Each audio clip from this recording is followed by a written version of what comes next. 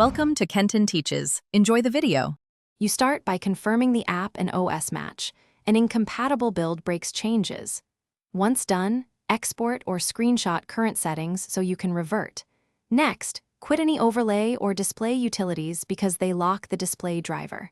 Make sure you run the app as administrator to allow registry or driver rights. That's why elevation matters. Finally, open the resolution changer and choose the target profile, but don't apply yet. Prepare the next checks to avoid display loss. You now set the exact resolution and refresh rate. Precision prevents scaling conflicts. Once set, apply in short cycles to confirm the display accepts the change and to catch driver errors early. Make sure color depth matches previous settings to avoid banding or black screens.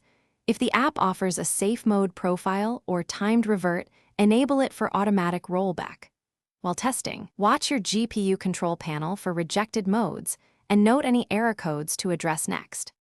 You finish by saving the working profile and exporting that config so repeats are one click. Once done, reboot to ensure display driver and app settings persist across sessions. If changes fail or display stays blank, update or reinstall GPU drivers because driver-level mismatches cause most issues. As a troubleshooting tip, keep a timed rollback or low-resolution hotkey ready. If the screen goes black, trigger the rollback to restore display, and then diagnose logs calmly. Thanks for watching. Please subscribe if this video was helpful.